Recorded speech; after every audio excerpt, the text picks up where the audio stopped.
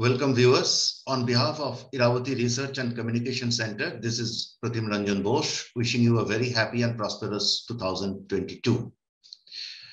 As you are aware, the pandemic did havoc to the world economy for last 2 years. The global logistics chain was one of the biggest casualties of this unprecedented disruption.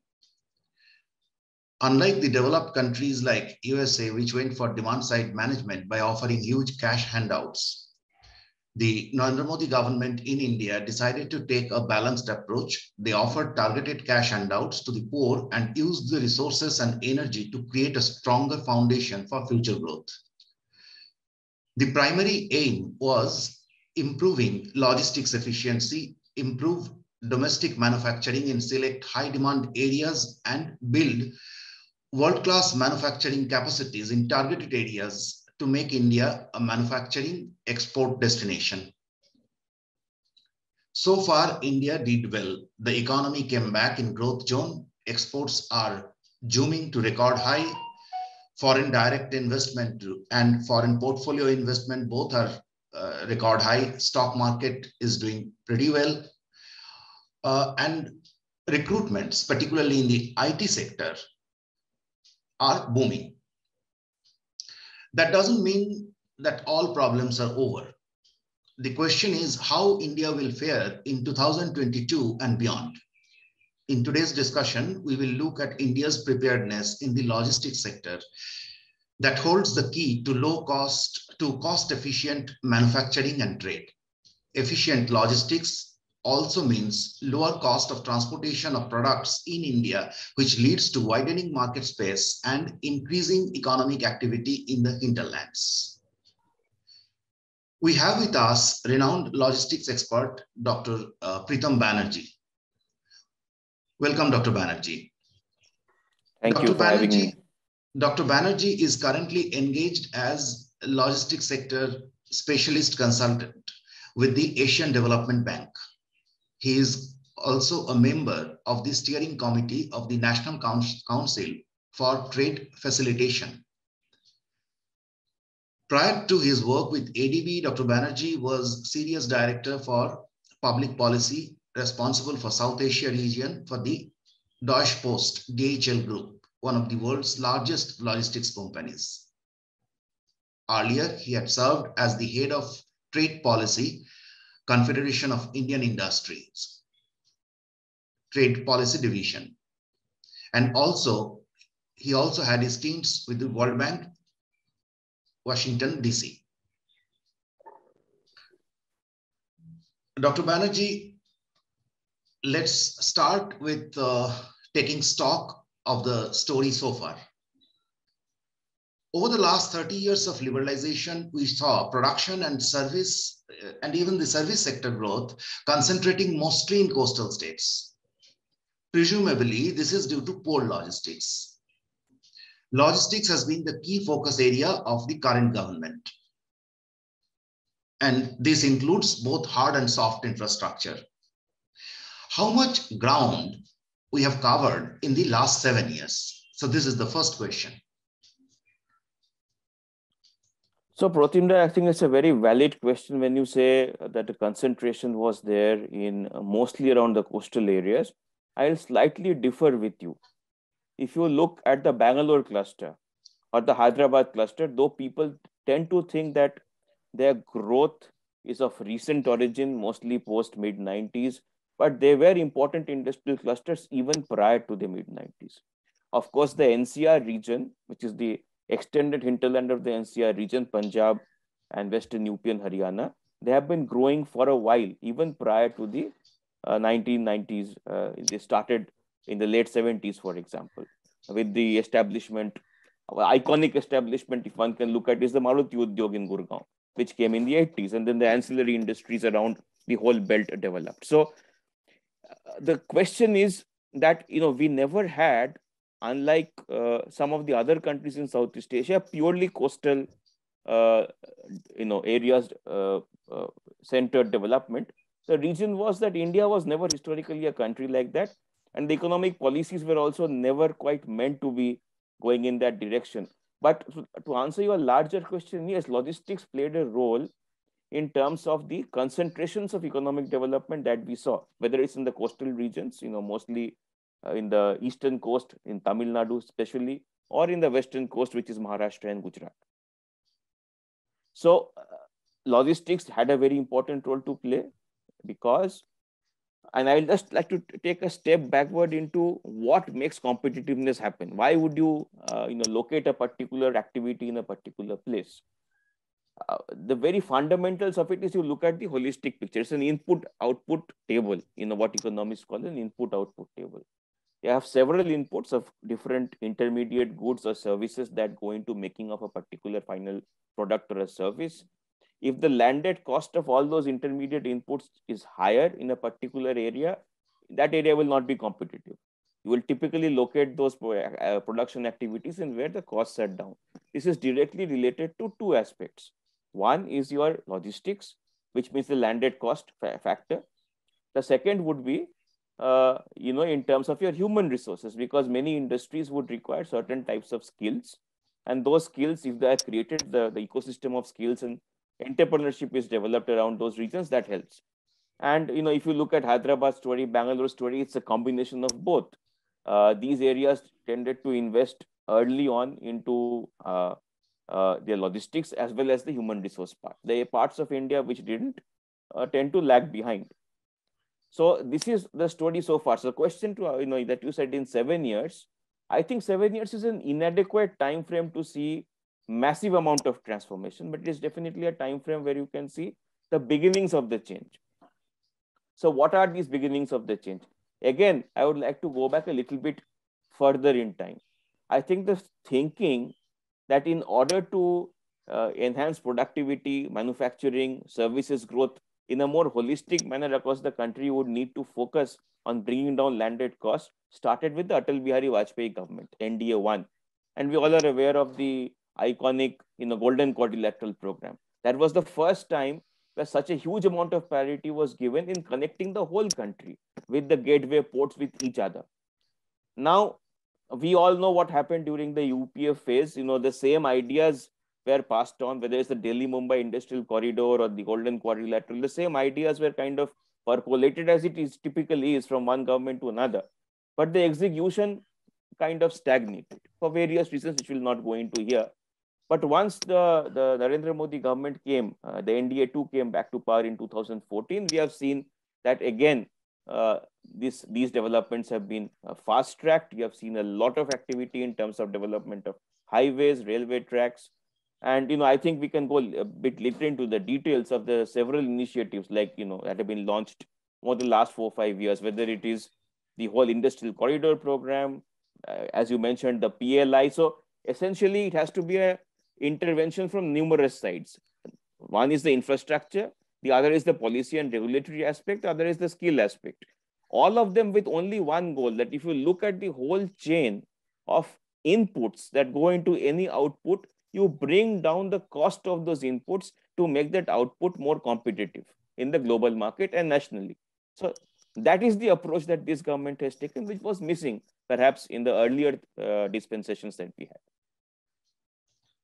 Exactly. I just would like to add, implementation insofar as India is concerned, my observation is that, we never had, probably planning was never the deficit.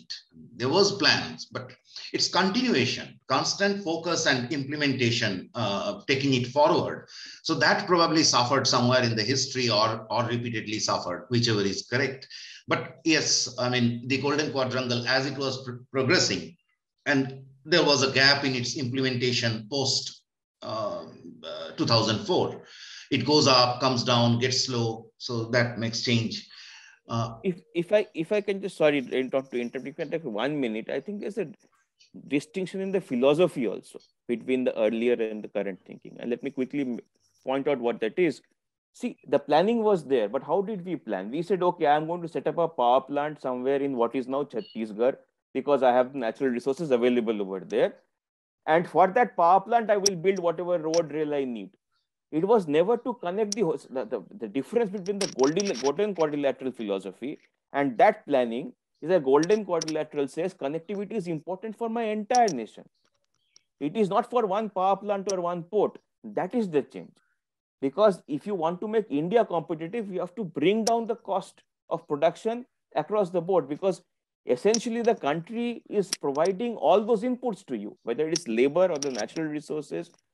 You have to connect the country together. You have to bring the costs of production across your supply chain. That thinking was missing. It was very, very, shall we say, in silos and very project specific. That was the difference in philosophy between now and what was then. Fully agreed. I mean, the holistic plan or development was missing. I mean, I can give you a much easier example. Like they built, there has been during the UPA era, there has been a massive increase capacity in thermal power capacity. It almost doubled or more than doubled. But what lacked was, the parallel building of the power evacuation infrastructure, coal evacuation infrastructure. So finally, you end up in a jam and investment gets blocked. So the benefits that were supposed to be accrued were not accrued. They got delayed, and you create a financial mess as a side effect. So there are a whole lot of and since people don't see that kind of growth that was promised to them, so they become kind of suspicious about the growth agenda altogether, and that's quite a problem for a democracy. So next, I mean, obviously the next thing is what is the way forward? How can we make domestic manufacturing and exports more competitive vis-a-vis China? China, not only China, I mean, let's look at Vietnam, the way it had come up in barely 10 years. How are these schemes? I mean, we hear a lot about Gati Shakti, monetization pipeline, and a lot of things, Urja Ganga, that is bringing Eastern India into the national gas grid. So how are they going to help improve the competitive efficiency? Right. Over to you. So thanks. That's an excellent question, actually. And again, and I'll keep going back to this idea of the input-output table. So, again, the approach that, how do you, very fundamentally, how do you make any final product competitive, whether it's a capital good or a consumption good or a service, is that you have an array of different inputs that go into making that product. Now, no single economy, whatever its size, will never be able to reduce or, costs across the board for all inputs. It will definitely import some of those inputs. But the idea is that you drive as much as possible cost optimization of those inputs to make the final product competitive. That is the fundamental of it. Now, what are the avenues of... It's basically common sense than economics. It's common sense. Economics, actually is common sense. I will not go into what has happened to the discipline over the last 20 years, but so that's fundamental. So how do you... There are basically three ways to bring down or optimize on those costs. One is that you focus on the supply chain, the costs of getting the inputs to where they need to be for production to happen, which is what we discussed in the last question.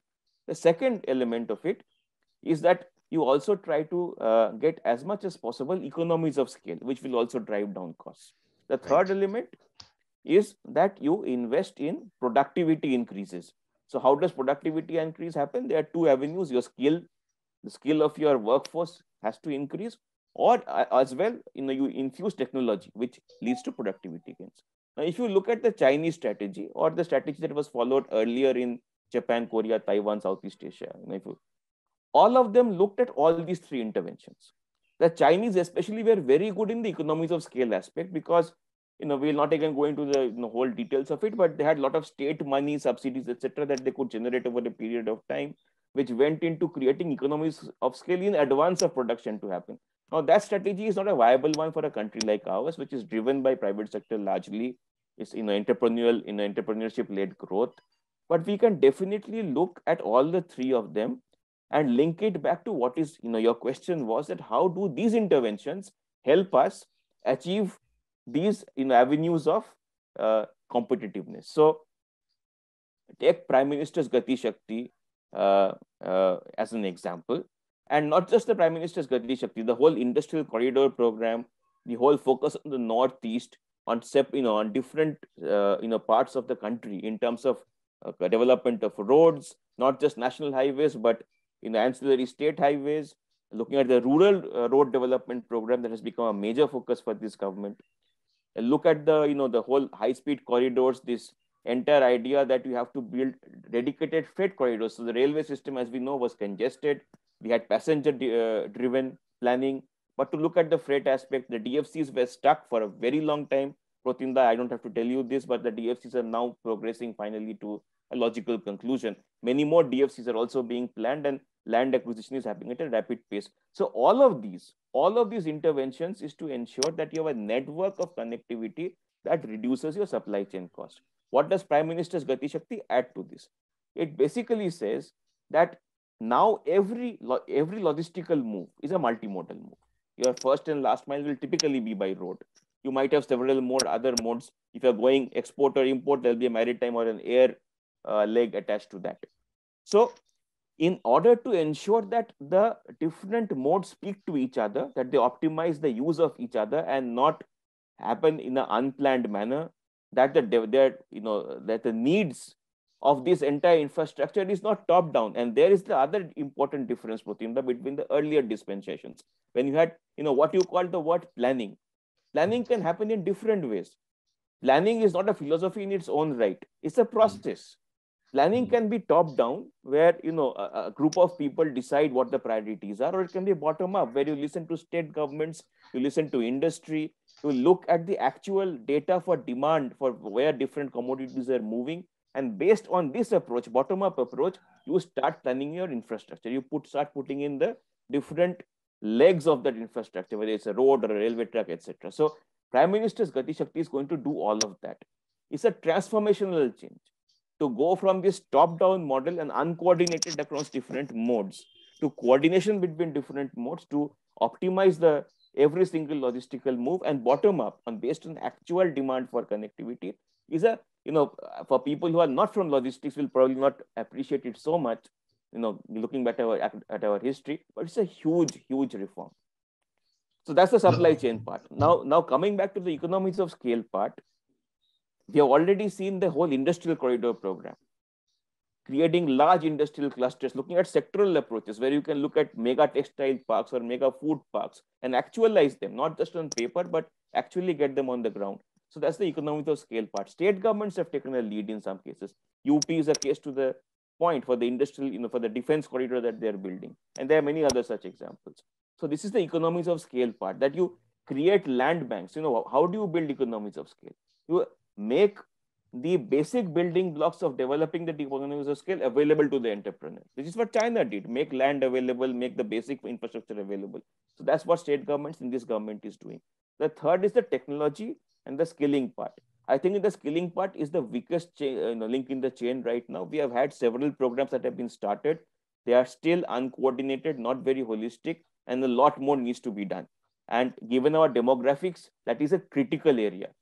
For the political economy, for the stability of our democracy, I'll not go into all of that. It's a critical area, it's a work in progress.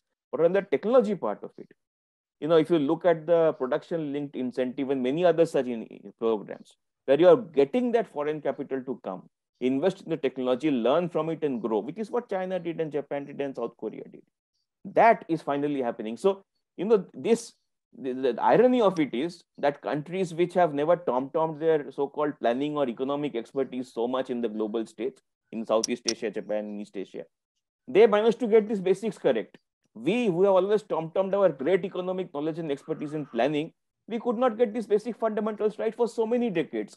So it's a very refreshing change to see it actually happen, to become humble and say, okay, this is the basics that we need to do. All those other brilliant ideas can wait for us to grow a little bit. We are still a little baby compared to others. Let us become a man and then sit amongst men and give our ideas. So, I mean, I'm sorry to say that, but that is absolutely. No one knows, who designed China's economic uprising, right? And who are the greatest economists from China? I mean, how does it matter in the end? It is the proof of the pudding is in eating, right? So, or as I think the Chinese themselves have said, that the color of the cat does not matter as long as it catches the mice. Absolutely. That they keep saying, in fact, in all high profile. And I mean, I often think that you said that while mentioning, detailing these things, that logistics, how people will understand it, right? Now, I often think that is logistics, ideally, logistics should be more easier to understand. I mean, you may not understand stock market theories, the way money market theories, they are much more complex. But the basic knowledge of basic understanding of logistics, very basic, like as you said, multimodal, it is nothing. But instead of building an end-to-end simple road, don't think in silos. Don't think that I will take the cargo from here and just give it to the customer by road. Doesn't matter what the cost is.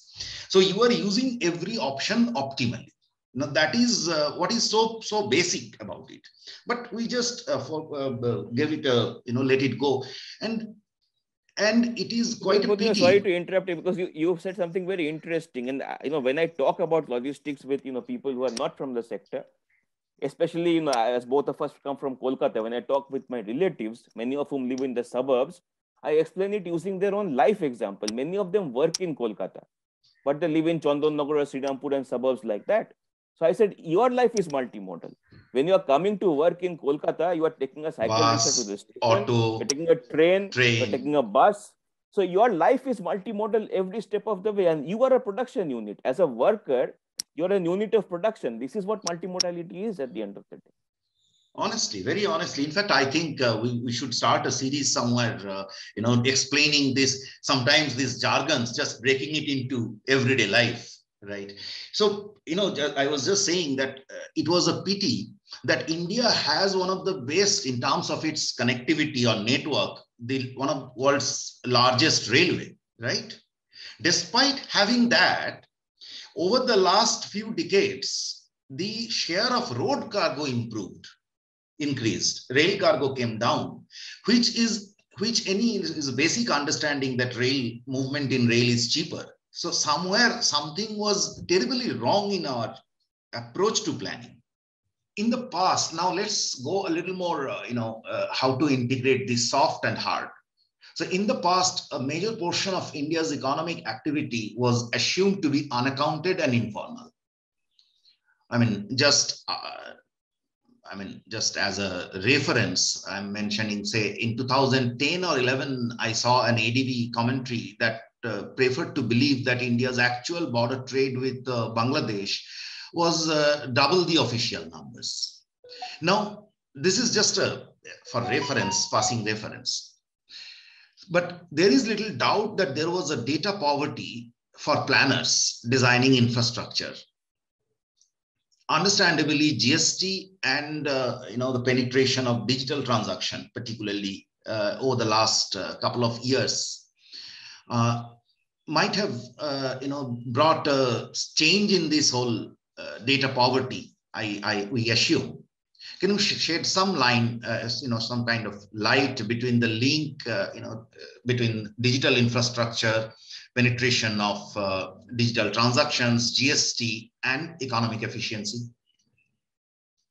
Thank you for that very excellent question, Prathinda. But if I may again slightly differ with you, the data poverty, of course, things have changed a lot, and I'll come to that. But this data poverty is a little bit of a myth.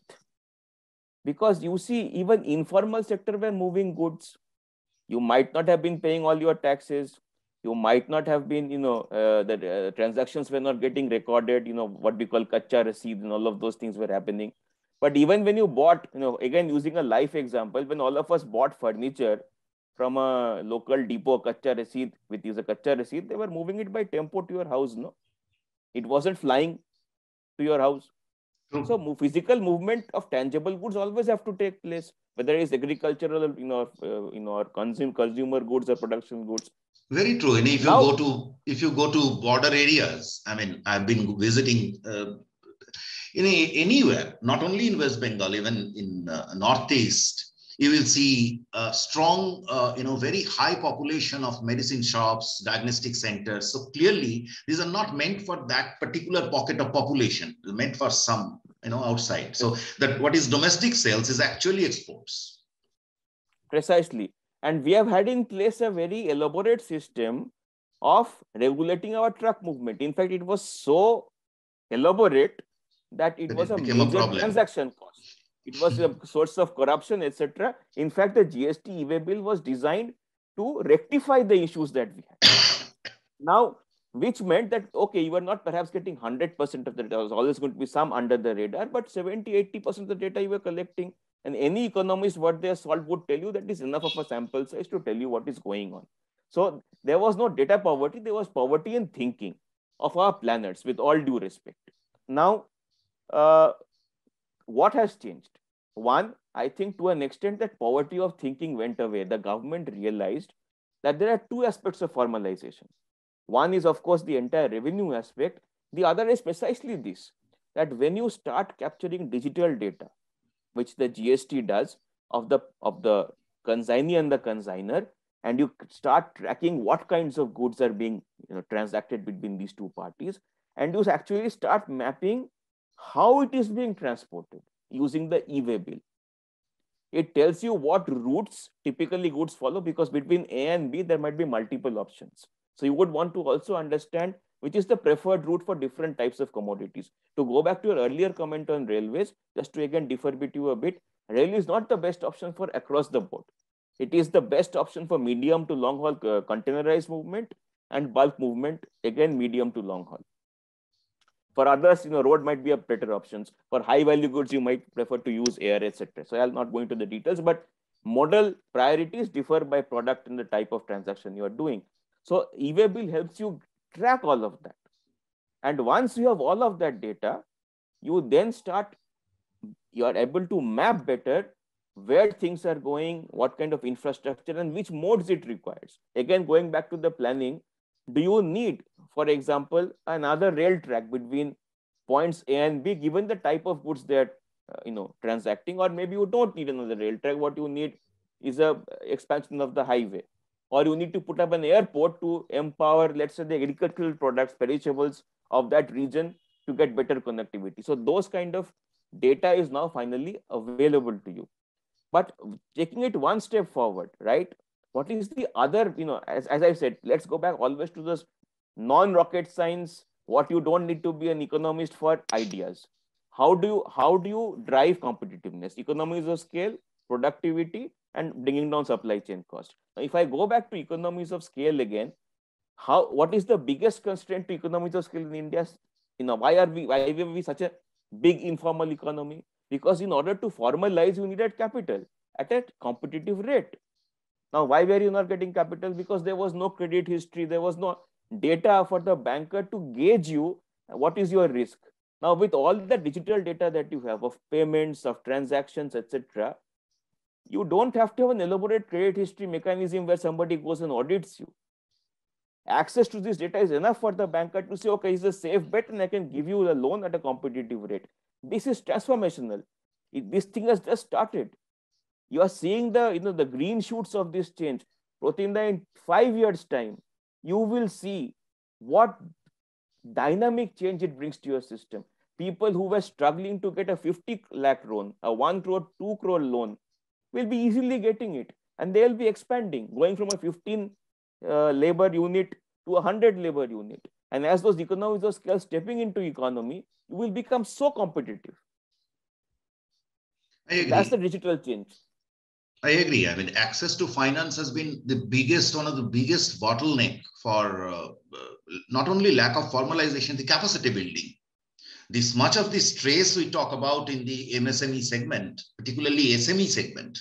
So it's largely due to access to capital. I mean, when we see the MFI data, I mean, MFIs are lending at 20% plus, and there are people to take it, the small businesses. So why? I mean, because they don't have access to cheaper finance.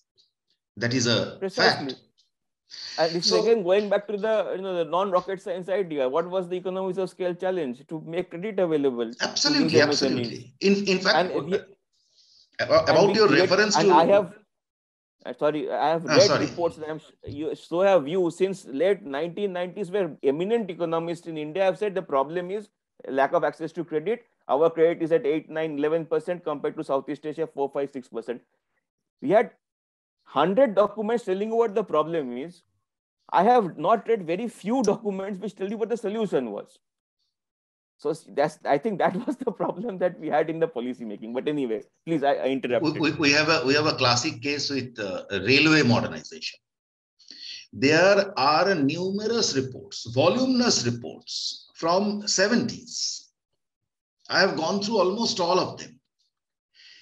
The problem is that to avoid its implementation, we invited another committee and they once again went back. So we kept buying time.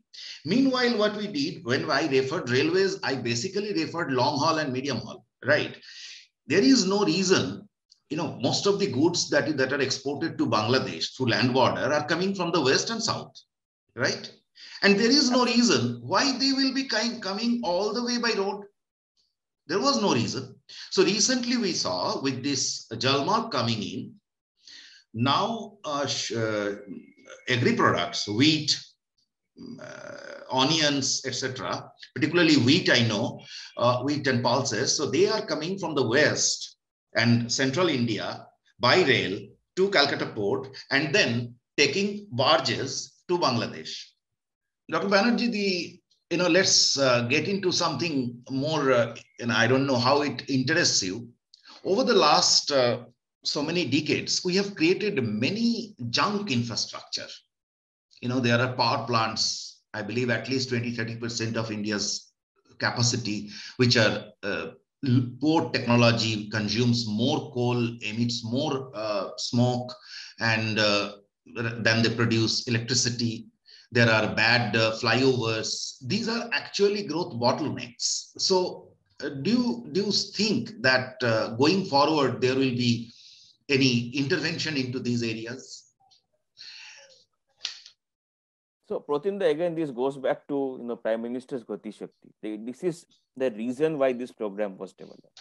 The idea was that instead of having some random planning mechanism which is less accountable, let's use that word, less accountable to the actual needs and demands for infrastructure, is replaced by an accountable bottom-up mechanism where you develop infrastructure based on a transparent process where states submit their requirements, where industry submits the requirements, and through a network planning group composed of all infrastructure ministries, this is transparently deliberated and a decision is taken.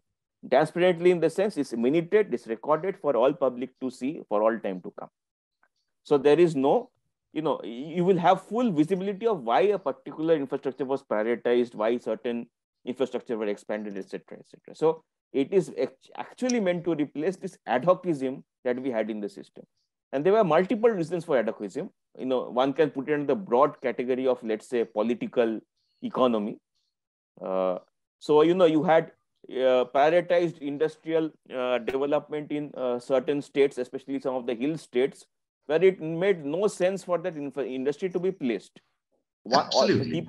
People always knew once you take away those incentives. Post liberalization, we saw, particularly post 2000, when a lot of states were created, we saw this investment rush, and we also saw the reverse rush from Uttarakhand or Uttaranchal, right?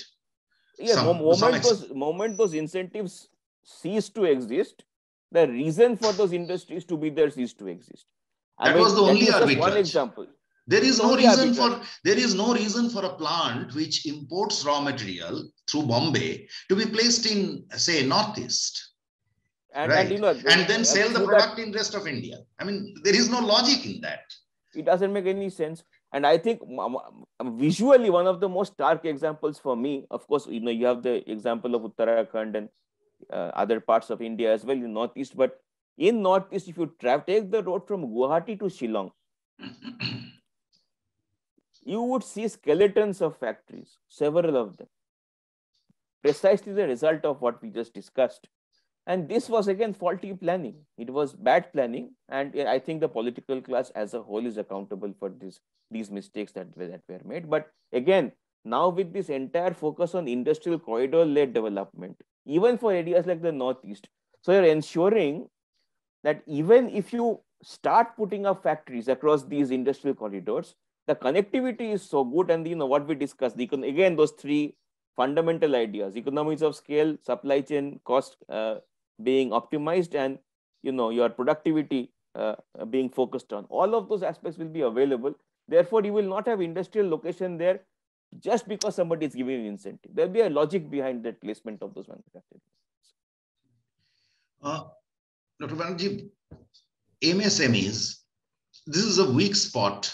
MSMEs are the backbone in any country, whichever has grown, whether it is China or Germany. In India, MSME is quite a debatable issue.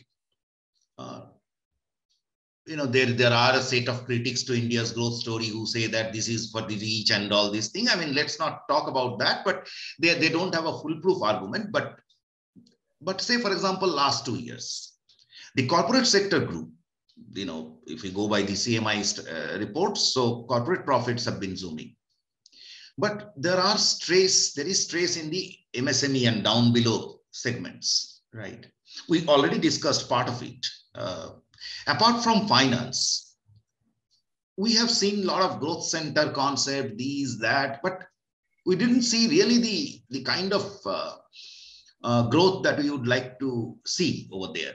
So do you think that there is any logistical intervention that is going on or should be done in this area where they have access to technology or other issues, market, any role of logistics?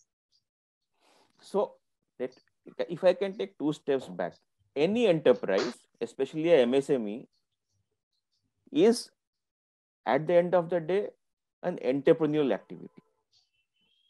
In the case of the MSME, because it is typically dependent on a couple of or a single entrepreneur, that person's decision making, dynamism, etc., plays a huge role whether it will survive or not survive. What makes the survival of an entrepreneur easier? It is what we have been discussing. All those 3 elements: his ability to minimize the supply chain costs, the entrepreneur's ability to, when required, slowly start in expanding and involve, having economies of scale over a period of time, and last but not the least, the productivity challenges, addressing them. So access to finance. So all of this is true for even an MSME, right? Even more so for an MSME. The 4th aspect, which a lot of people perhaps forget, is the transaction cost of operating in an economic system. And these are all your regulatory challenges, your challenges associated with simply being able to do your business.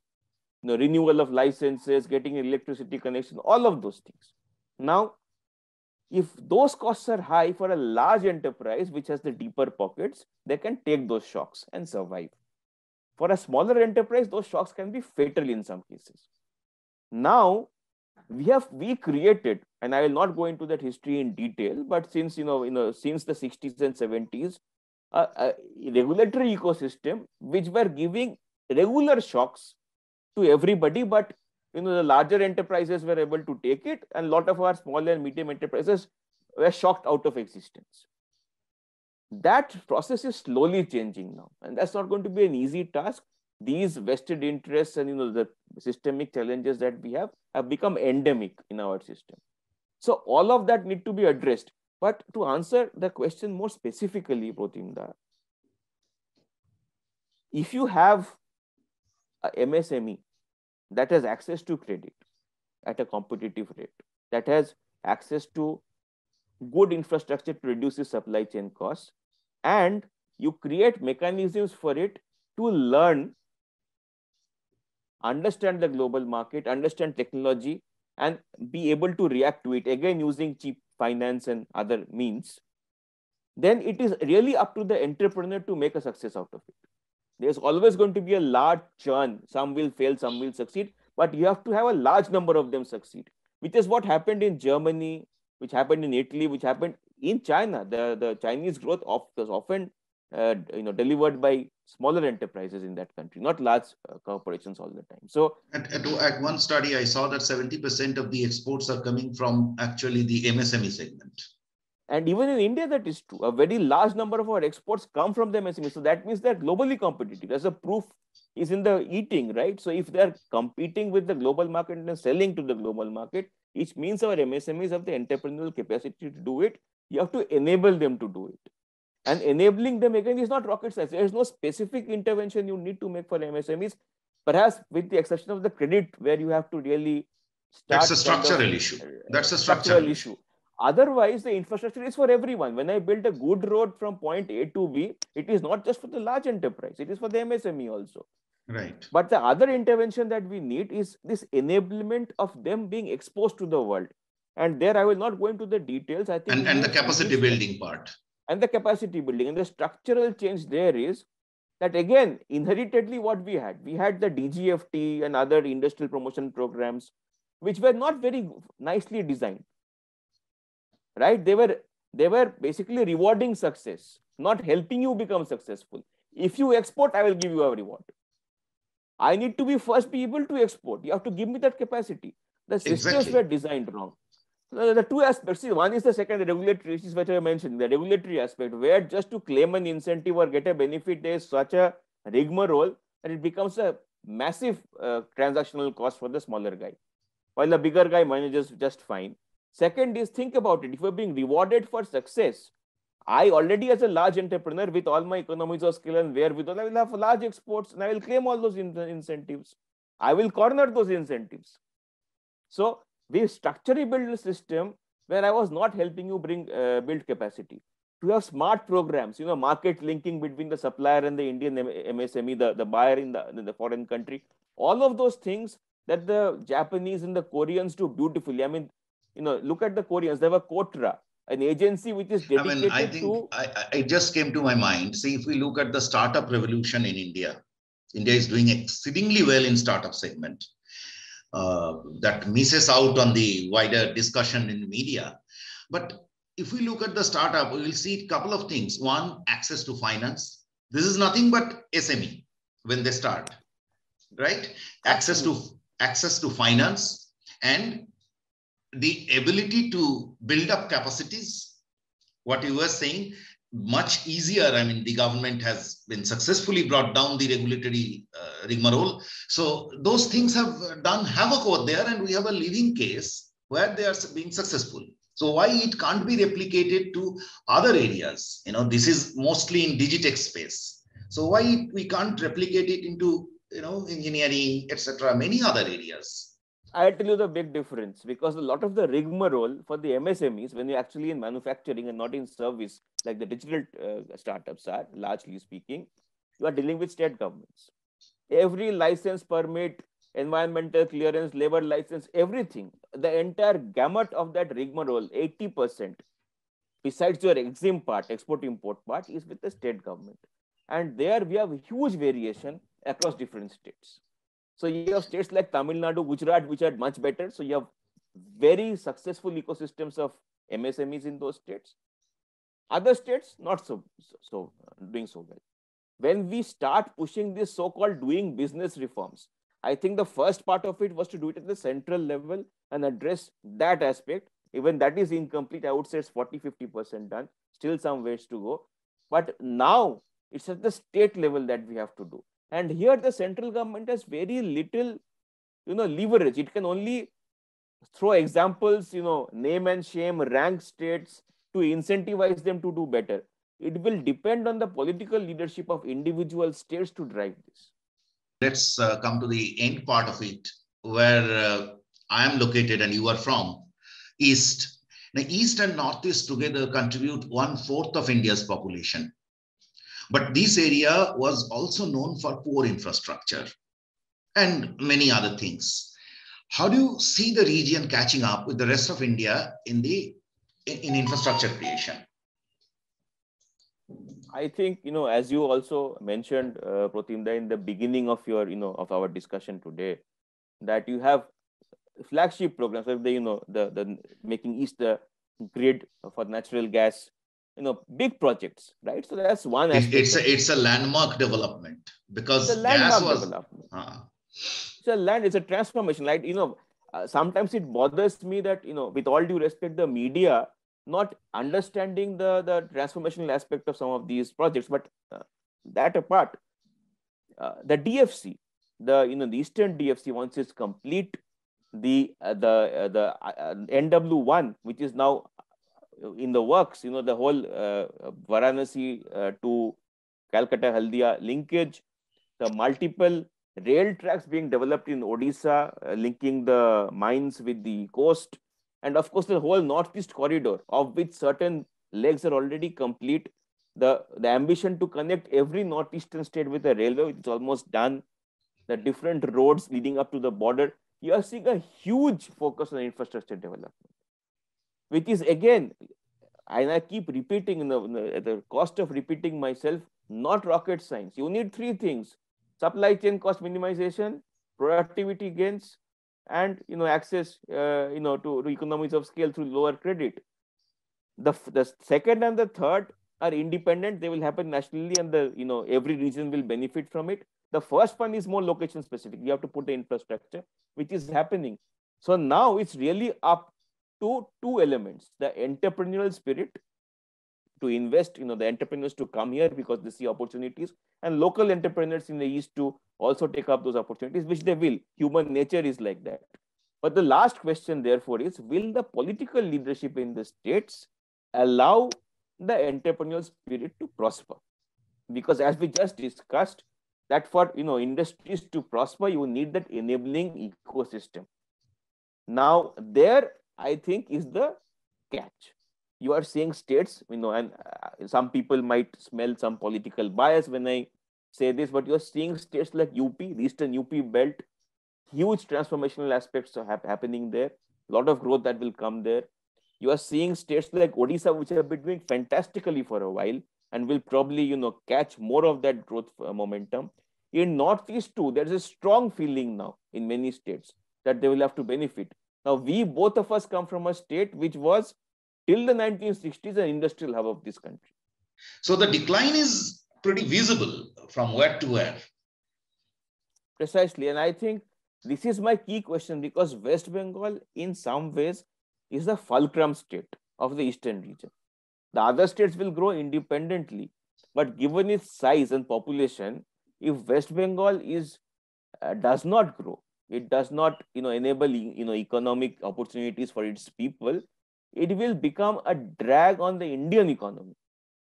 I mean, it will of course be a very tragic situation for people in West Bengal. If we do a realistic assessment, you see, Eastern UP was nothing. It was basically, I mean, forget about industry. I mean, it was life itself was difficult there. So there is now connectivity is coming up, projects are coming up. These are government-led development. So they are at the early stages of development, right? But on a positive, on a upswing. Let's not, I mean, Odisha is the poster boy of the East in attracting investment and development. In last 20 years, that state has transformed itself. Bhubaneswar is now the education and IT hub of the East. If we look at Northeast was probably 50 years behind the rest of India, right? If not 50, at least 30 years behind the rest of India. The kind of infrastructure creation we are seeing in Northeast is transformational. That leaves us with primarily the Bihar, which is the traditional laggard, but there has been some changes. They are now going for, expressway building recently. The West Bengal is a key state, as you said. It is the connecting state. Not only, it is, firstly, it has borders with 3 nations. Then it connects India's Northeast. It is the state through which you pass. So it is very clear that development of Kolkata development of West Bengal per se will have influencing impact on the rest of the region. Now the region is growing without Kolkata, right? But we don't see much of action still on ground insofar as physical infrastructure creation, say, for example. I mean, we still don't have a seaport. Nothing is moving on ground. Gas pipeline has come up to Haldia. We couldn't put up a gas terminal there, which we should have done, right, to get more value. So how it is going to, where are we? I mean, what is your prescription rather for West Bengal? What should it do from here? If I may quickly add, Pratinda, I think you made an excellent point that the Eastern India is growing without Calcutta, without West Bengal. So West Bengal, and right as you rightly pointed out, geographically it is at the heart of this region, both for the cross-border as well as for the northeast rest of India, that whole connectivity picture. So it can easily become simply a transit state with no economic activity. All it provides is that overland overpass function. But that will lead to low value addition. They look very low addition and unemployment and economic decline. Now the point is that a large state like West Bengal with 100 million plus population cannot focus all its energy only one Kolkata or one urban agglomeration. Anyway, Kolkata is in a decline. The greater Kolkata agglomeration is economically in a decline, has been terminally in decline for a very long time. But what about Siliguri? Think about it. It is the heart city for Nepal and Bhutan connection to Bangladesh. It is in the zone for northeast rest of India connection. It has all the makings of a large industrial hub. It hasn't happened. That hub might actually come up somewhere in Assam instead of coming up in Siliguri, further east. Exactly. So you will lose that opportunity, and Siliguri was traditionally the cross point. So recently I did a small dipstick for someone about the goods that are going from Kolkata to Tripura. 10-15 years ago, they used to depend Kolkata entirely for goods. I found that they now, they now depend on Guwahati. Very few goods go from Kolkata. Why would you? Actually, it's a detour for you. If you are coming from the west or the north, it's a detour for you to come to Kolkata, and then you can, now the infrastructure exists, go straight. And again, as I was saying, Siliguri was the original hub. You had a starting. It was a service. It was a service sector hub. Service, education, and logistical hub. Exactly. Everything. You had a starting advantage. You lost it. You dissipated it. Similarly, you need something in the Murshidabad, in your north central Bengal. Mid Bengal. Yeah.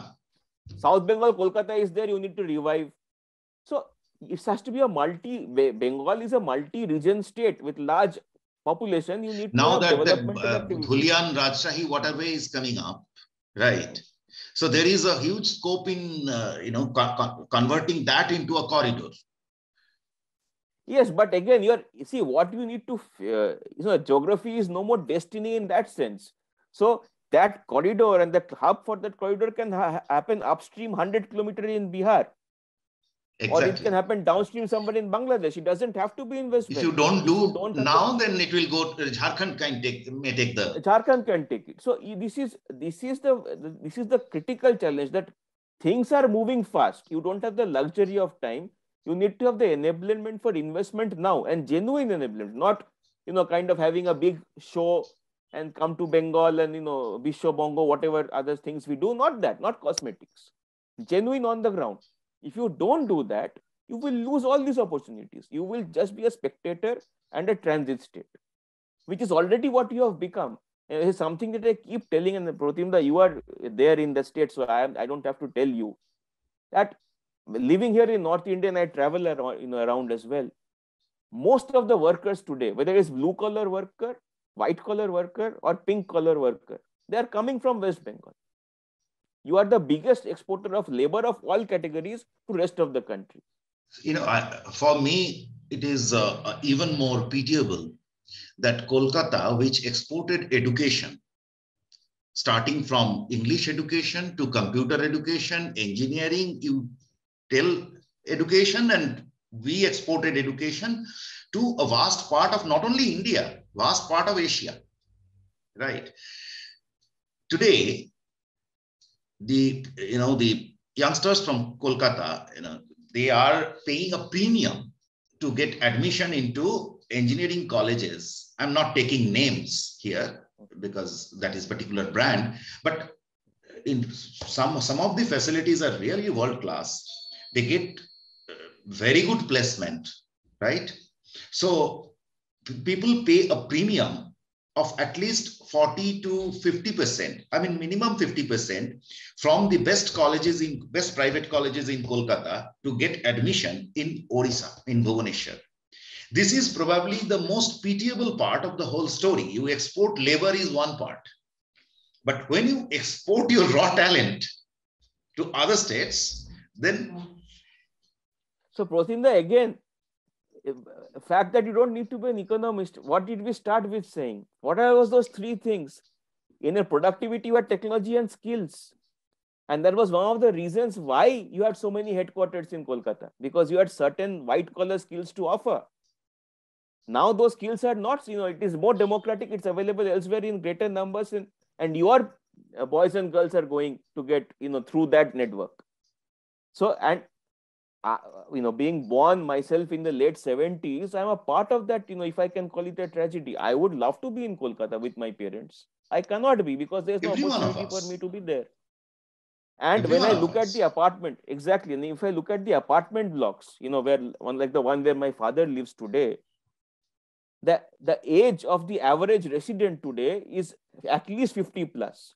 All the people I grew up with in my age group and below, nobody in my apartment. There are only, out of the 75 flats, Protinda, and this is a fact, there are 3 families with people below the age of 45. That tells you the story. And that is not the only apartment like that. That is the tale of any society that you come in. Firstly, that is where the big puzzle, rather, let's end with this discussion with this puzzle. Normally we tend to think that lower population will bring more resources for everyone. That is a very normal logic. What happened in West Bengal is completely reverse. You see, look at our TFR, total fertility rate. We are one of India's lowest. And you see very few kids nowadays, right? So ideally, the resources, the facilities should have been better. We don't need as many schools. We should close down many schools. We should have better schools, right? But those who stay in Calcutta should have a little better life.